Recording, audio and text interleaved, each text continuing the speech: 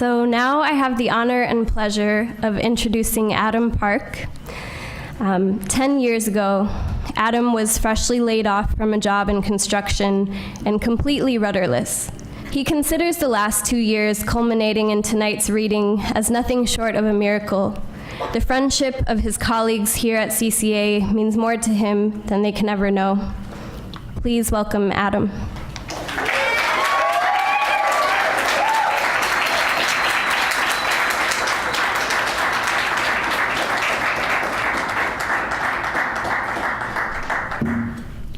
Doesn't look it, but that's a longer walk than you would think. Real quickly before I get started, I just want to say my parents are here tonight. They're right here.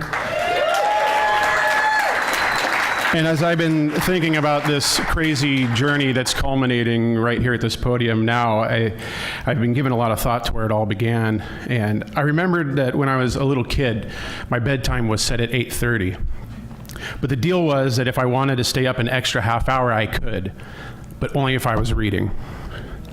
And now I'm on the cusp of a master's degree and halfway through a novel of my own, and I realized that this path began with a half hour every night when I was introduced to the world of literature. And I definitely didn't like all of my parents' rules, but that was one policy in the Park household that I'm very grateful for, so thank you guys. Just by way of setup, I'm going to be reading a very short chapter from my novel, The Devil's Own Day. The character we're going to be hearing from is very cerebral and up in his head, but also very troubled. He has this special ability to sing away the pain and fear that people experience at the moment of death. And when we pick up with him, he's had a certain important item inadvertently stolen from him by one of the other main characters, and he's trying to track it down. So this chapter's Floating. Oscar. No longer in Hollywood, but somewhere out on a high and distant plain, where only the whirling stars and the warm wind remind me that a thing called me exists at all. Good to be alone in the empty expanse, to not be hemmed in. It isn't like that other place, that other veracity that holds no truth at all. Nothing can hurt me here. Here, there is no Green Lawn Memorial Garden or Corcoran State Prison, no Vineland Adaptive Behavioral Scale or zero tolerance policy. There are no used rigs sodden with hepatitis C. There are no drugs at all. Nothing to contuse the skin and loosen the teeth.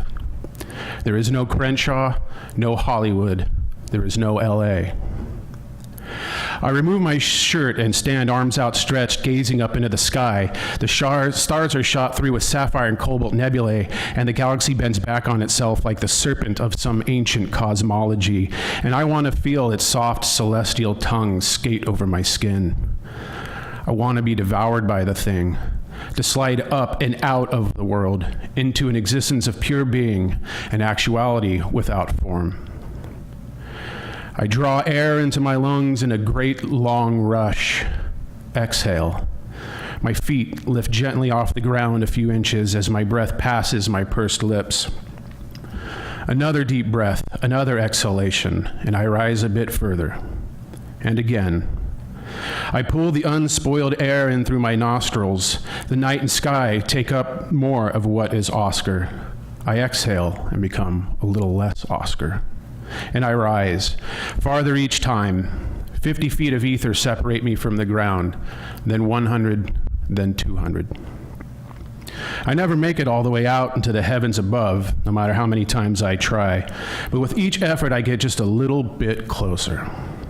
I keep my head clear. A mind unencumbered by thought is critical to flight, to the cleansing I find soaring out in the sky. The stars and curtains of fire grow brighter as I rush upwards towards the promise of eternal repose and absolution from the sins that keep me tethered to that other place. I savor the apotheosis. I don't think of anything left behind in that other world. I don't think about a thing lost, a thing recently taken. I don't think about gunshots or blood. I don't think about another life ended by my own hands. And then I do. The night falls away below me, and I tumble down, down, down. The stars recede above, and as I cry for the want of a peace I might never know, I draw my hands to my neck and clutch at something that isn't there. A mouthful of exhaust and an asphalt zip. The grease trap and alley piss smell of a city. Zip, whoosh. Another car rips through the intersection. I feel the wind of it on my face, and I am suddenly back in Los Angeles, standing in the middle of MLK Boulevard, bare-chested, hands at my neck, grasping for a stone on a chain that is not there.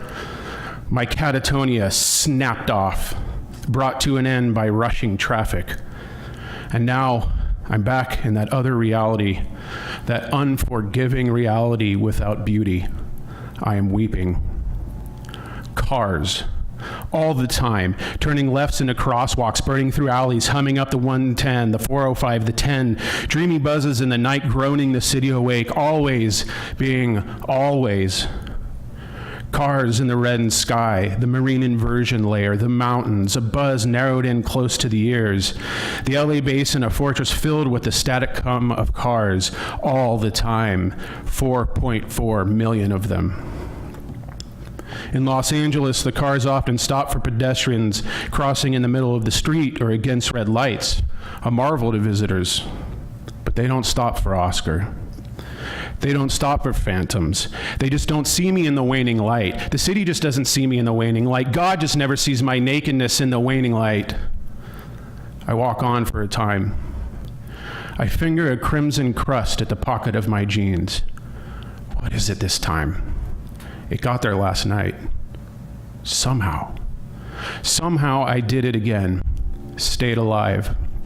Always alive, never one of the others, never one of the soulless strays rabid in the street, the dead. It used to be a good thing, surviving, but I'm not so sure it's the blessing I once believed it to be. An overpass, traffic still thick, even at this hour. Sometimes kids throw cinder blocks onto cars from places high above. But I'm no kid, I'm no cinder block, I'm gravity. I am terminal velocity, 53 meters per second, but I'm no kid and never the traffic. Mama would hate for me to be nothing more than a crunch or a splat. But my whole life has been crunch and splat. Mama ate fire. My head's hung low. I push my way through alleys and parking lots half vacant. I plot my route like a good walker should. Give yourself the option of a right, left, straight at each intersection. The best route finishes with a right, left, straight option at the last intersection before your destination. I always practice this. I pull a crusted note with a name and an address from the pocket of my jeans. It was written by a dying man. I promised to exchange my help for the note, maybe even the man's life for it. But I knew there was no helping him. 3 rounds in the chest and stomach. There's no helping that. After the man gave the information, I asked his name. Clark, he answered. It won't be so bad if you float, Clark, I told him. Breathe in slow and breathe out just as slow. Float up and out. I laid my hand softly on Clark's chest and rubbed it in small, slow circles. I hummed a song with no name and with no words. I can feel it all of it, Clark had said, and then died. Now, a short time later, standing at the intersection of MLK and Arlington, I open the folded piece of paper. It reads, Ethan Miller, East 1915 and a half 18th Street, or Diamond Owl's Pawn. I memorize the note and burn it with a butane lighter.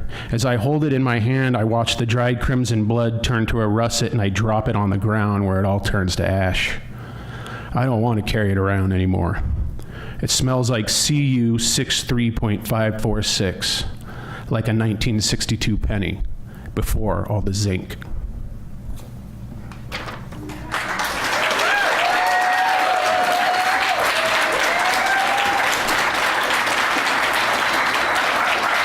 Thank you so much.